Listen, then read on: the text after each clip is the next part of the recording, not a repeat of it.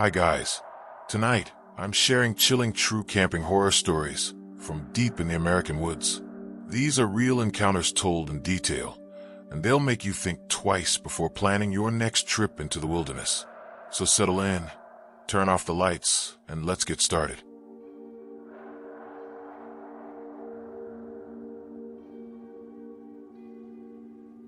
I used to love long-distance camping trips in the backcountry, far away from campsites and rangers, where the silence of nature was the only company.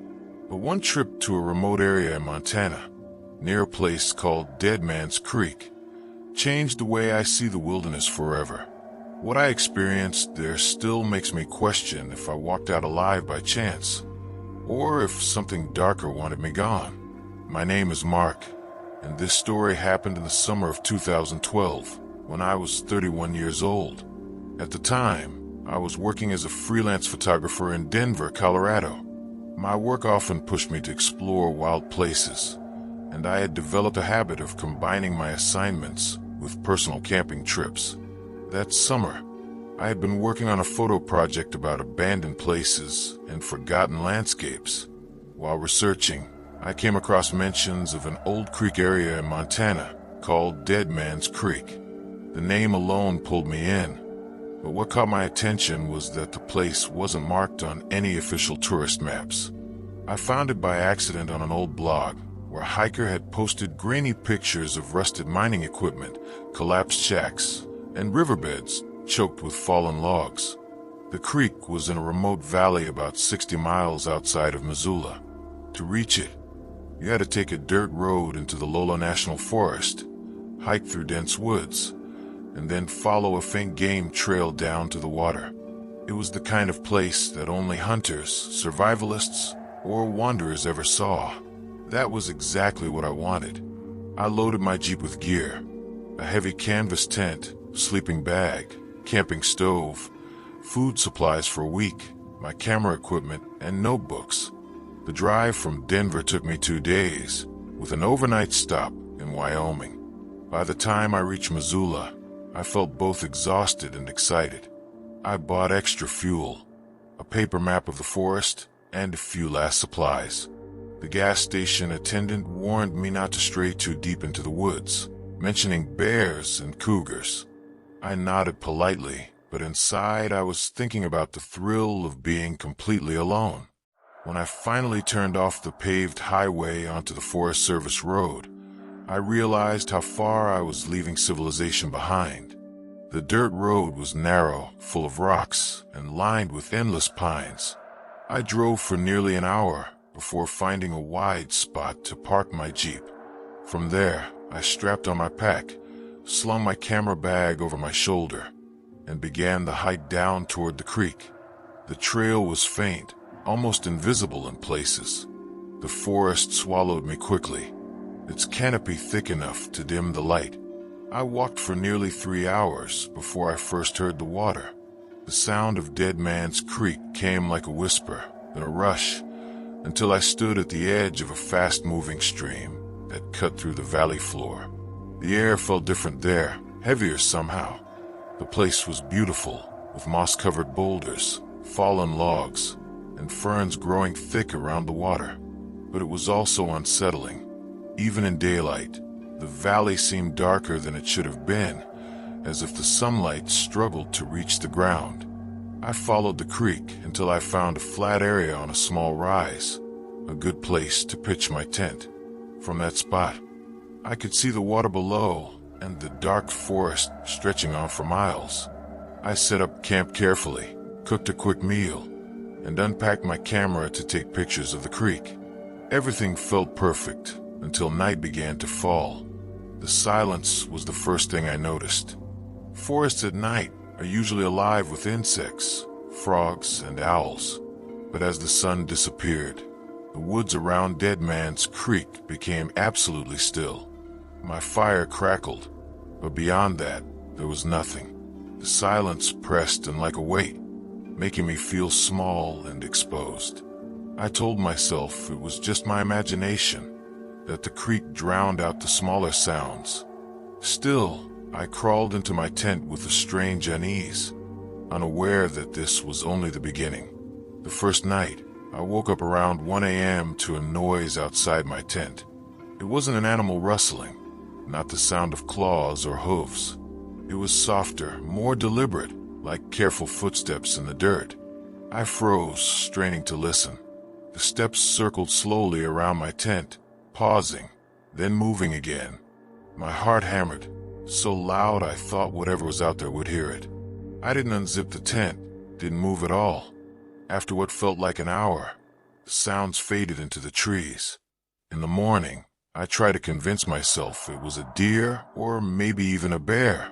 But when I stepped outside, I saw impressions in the soil that looked disturbingly human. Bare footprints, half erased by the damp ground, leading into the trees.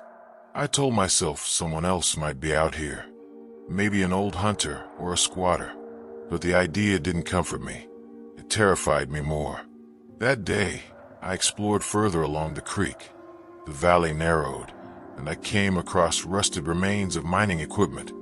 A broken cart, rotting wood beams, and piles of stone that had been left untouched for decades. I took photos, but the deeper I went, the more uneasy I felt. At one point, I discovered a collapsed shack. The roof was caved in, but inside I found a rusted bed frame, glass bottles, and scraps of metal. What caught my eye most was a carving on the wooden wall. Faint, but still visible, were the words, "Leave before dark." I stood frozen, staring at the message. It could have been made decades ago, maybe just by some miner. But why was it still so clear? Why had the wood not rotted away completely? That night, back at camp, I tried to shake off the feeling. I cooked dinner, wrote in my notebook, and pretended the message didn't matter. But when darkness fell, the silence returned, thicker than before. Around 3 a.m., I woke again. Not from footsteps this time, but from the sound of something dragging outside my tent. A slow, scraping noise, like wood being pulled across the ground. It moved around the tent in a circle, then stopped. I lay still, barely breathing. Then came the whisper. Not words I could understand, but a low sound, almost like humming. It was right outside, inches from my head through the fabric of the tent. I don't know how long I lay frozen before I passed out from exhaustion. When I woke at dawn, everything was quiet, but near my fire pit I found something I hadn't left. A small pile of stones stacked neatly, almost like a marker. That was when I knew I wasn't just imagining things. Something, or someone, wanted me to leave. On the third day, I debated packing up and leaving, but part of me resisted. I was deep in Montana, surrounded by untouched wilderness, and I didn't want fear to ruin my trip. I decided to explore one last time, hiking deeper along the creek. After a few hours, I came to a strange clearing. The ground was bare, no plants at all, just dirt and stone. In the center stood a tall wooden post, weathered and cracked. Hanging from it was a rusted chain. I took photos, but as I raised my camera, I felt the strongest sense of dread I have ever known. The air felt electric, heavy, and I couldn't stay there. I hurried back to camp, determined to leave the next morning. But that night, everything escalated. I fell asleep from exhaustion, only to wake with the start around midnight. The fire had burned out, and the night was darker than I had ever seen. At first, I thought I was dreaming, because when I looked around, my entire campsite looked wrong. My tent was still there, but the trees looked different, closer somehow. The creek's sound was gone, replaced by a low wind that shouldn't have been there. Then I realized with horror that I wasn't alone. Shadows moved between the trees, tall and thin, their outlines flickering like smoke. They didn't make footsteps, but I could hear their presence, like a vibration in my bones. I lay in the tent frozen, but the fabric offered no protection. One of the figures stopped right outside, leaning close. I could feel pressure against the tent wall, as if a hand was pressing against it. My body locked in terror. Then I heard it again, the whisper. This time it was clear, though not in English. A low, broken voice repeating something again and again. I shut my eyes, praying it would stop. When morning came, I sat up to find everything changed. My fire pit was gone. My pack was gone. Even the tent around me looked slightly shifted, as if it had been moved. And the strangest part, the creek was no longer there. The sound of water was gone completely, and when I walked down the slope, all I found was dry ground, as if no stream had ever flowed there. Panic set in. I stuffed what I could into my bag and hiked in the direction I thought the jeep was. Hours passed. The forest felt endless. The trail markers I remembered were gone. At one point, I turned back to look behind me, and for a split second, I saw my own campsite, but it looked abandoned, as if it had been there for decades. The tent was torn, the fire pit crumbled, moss covering everything. I don't know how long I wandered. Eventually, I stumbled onto the dirt road where my jeep was parked. I threw my gear inside and drove away without looking back. When I returned to Denver, I looked at the photos I had taken on my camera. Every single one from Dead Man's Creek was corrupted, blurry, warped, or completely black. Only the first shots from the road remained intact. Since then, I have never gone back to Montana. I don't camp alone anymore, and I never, ever ignore warnings carved into wood, because sometimes the forest does not want you there.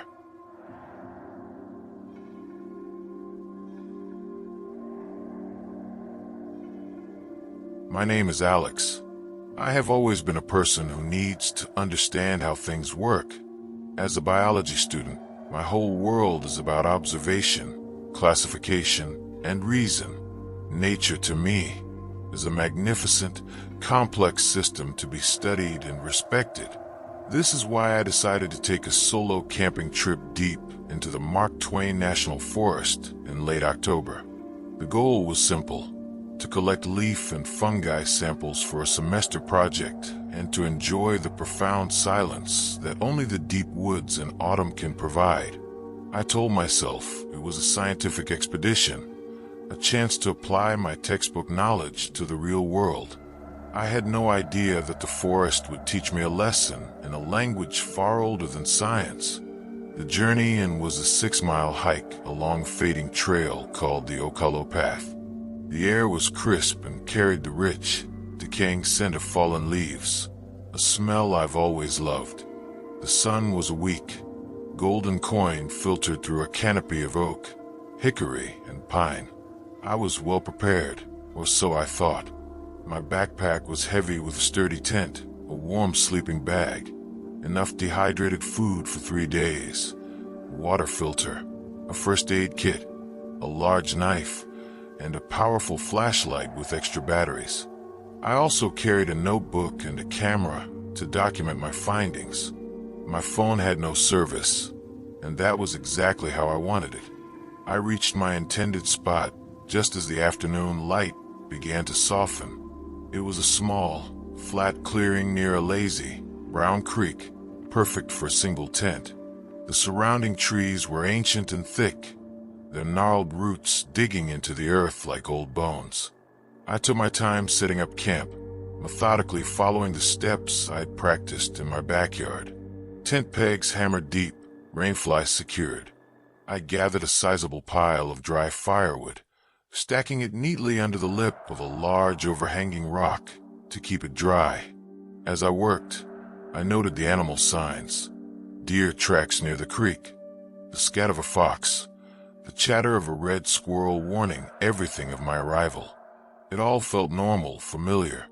I was an observer in a thriving ecosystem. By the time I finished, the sun had dipped below the rim of the world, and the forest was plunged into a deep, blue twilight. The temperature dropped instantly. I built a small, efficient fire in the ring of stones I'd arranged, and the crackle of the flames was a comforting sound against the growing silence. I cooked my dinner, a simple pasta meal, and ate it while watching the stars emerge one by one through the skeletal branches above. It was beautiful, A profound peace settled over me. This was why I had come. The first change was subtle. The usual night sounds, the chirping of crickets, the distant call of a barred owl, suddenly stopped. It wasn't a gradual quieting. It was as if a switch had been flipped. The silence that followed was absolute and heavy, pressing in on my eardrums. I frowned, my scientific mind searching for a reason. A predator nearby, perhaps? A bobcat or a coyote could cause smaller animals to fall silent. I listened intently, but heard nothing. After a few minutes, the sounds cautiously returned, but they felt different, more hesitant. Then came the first crack. It was a sharp, unmistakable snap of a good-sized branch, maybe 30 yards to the north of my camp, deep in the thick brush. I jerked my head up, my heart giving a single, hard thump. I shone my flashlight in that direction, the beam cutting a weak, white path through the overwhelming darkness. The light revealed nothing but the trunks of trees, their bark looking like watching faces in the erratic beam. I called out, "Hello." My voice sounded small and foolish. There was no answer. I reasoned it away. A falling branch, a deer, nothing to worry about. I tried to return to my notebook, but my concentration was broken. The feeling of being completely alone had shifted into a feeling of being alone with something. I kept my flashlight in my lap. About 20 minutes later, I heard it again. This time it was closer. 20 yards, maybe. Another crack, followed by a slow, shuffling sound, like something heavy being dragged through dry leaves. This was not a deer. Deer are light and quick. This sounded ponderous, deliberate. A cold knot of fear began to form in my stomach. I stood up, picking up the heavy flashlight like a club. "Is someone there?" I called out, my voice tighter this time. Again, only silence answered. I swept the light back and forth, my hand trembling slightly. Nothing. The forest felt like a wall, black and impenetrable. I decided my fire was too bright, making me a perfect target in the clearing. I was a bug under a microscope. I kicked dirt over the flames, smothering them until only the glowing embers remained, casting a faint, pulsating red light. The darkness rushed in, thick and smothering. I retreated to my tent, zipping the door flap shut with a sound that seemed far too loud. I left the rainfly open so I could see out through the mesh panel. I turned off my lantern, plunging myself into a darkness so complete I could barely see my hand in front of my face. My breathing was the only sound. I listened with every fiber of my being, my body tense. For a long time, there was nothing, just the oppressive, waiting silence. I began to hope I had imagined it. The woods can play tricks on your mind. Then I heard a soft sound. Footsteps. They were slow, heavy and uneven, as if whatever was making them was limping or walking on an unnatural number of legs. They were circling my camp. I could hear them moving from the north side, past the creek, to the east side, closer to my tent. I could hear the leaves and twigs crushing under a significant weight. I was frozen, my knife clutched in my hand, my eyes straining to see through the mesh. The footsteps completed a full circle and then stopped directly opposite the tent door, perhaps 15 feet away. I could hear its breathing. It was a wet, rasping sound, like air being pulled through a clogged pipe, with a low, guttural rattle underneath. It did not sound like any animal I had ever heard. It sounded sick wrong. Then it spoke. It used my voice. It was a perfect imitation of me, but flat, devoid of any real emotion, like a parrot that had learned a phrase without understanding it. "Hello? Is someone out there?" The horror that washed over me was so complete and icy it felt like I had been plunged into freezing water. My own voice, coming from that thing in the dark. I clamped a hand over my own mouth to stop myself from screaming or, worse, answering. My mind raced, trying to find a rational explanation. A parrot? A prank? But we were miles from anywhere, and the voice was exactly mine. It waited. I could still hear its horrible wet breathing. After a minute, it spoke again, still in my voice, but now it sounded pleading, scared. "I'm lost. Can you help me? I'm scared." The mimicry was perfect, but the intent was purely predatory. It was trying to lure me out. It knew my voice. It had been listening to me long enough to copy me. The thought made me want to vomit. I curled into a ball, squeezing my eyes shut, praying for it to go away. It didn't. For hours it circled. It would sometimes stop and just breathe. It would sometimes scratch at the ground. And sometimes it would whisper things in my voice. It whispered my name. It said, "The fire is gone." It said, "I'm cold." It was a relentless psychological torture designed to break my sanity and draw me out into the dark. The night stretched on into an eternity of terror. I didn't sleep. I didn't move. I just listened to that thing pace and whisper with my own lips. The first gray light of dawn seemed like a miracle. As the blackness outside my tent mesh turned to gray, then to pale silver, the sound ceased. The footsteps faded away into the woods. The breathing stopped. The whispers ended. I waited until the sun was fully up, casting strong, real light through the trees. The forest birds were singing again. The world felt normal. With a trembling hand, I unzipped the tent and crawled out. The sight that greeted me made my blood run cold again. My campsite was trashed. My backpack had been dragged from where I'd left it and ripped open. My food was scattered. My water bottle had puncture marks in it. It was the ground that truly horrified me. All around my tent, in a perfect circle, were the footprints. They were deep impressions in the soft earth, long and vaguely human-shaped, but with only 4 long, clawed toes. The strides between them were enormous, far too long for a human. And my own footprints from the day before were everywhere, but there were no tracks leading to or from the circle. It was as if the thing had simply appeared out of nowhere, walked around my tent all night, and then vanished into thin air. The circle of prints was complete and unbroken, with no trail entering or leaving it. The rational part of my brain short-circuited. It was impossible. I didn't bother to pack neatly. I threw my torn backpack and scattered gear into a heap, shoved it into my pack, ripped my tent from the ground, and started running. I didn't stop running for 2 miles, my breath sobbing in my chest, my head whipping around at every sound. I finally reached my car, threw my gear in the back, and locked the doors. I sat there for a long time, just shaking. I never told my professors. I failed that project. I never went back to those woods, and I never camped alone again. I learned a terrible lesson that night. The deep woods hold things that science cannot classify, things that don't follow the rules, and some of them are very good listeners.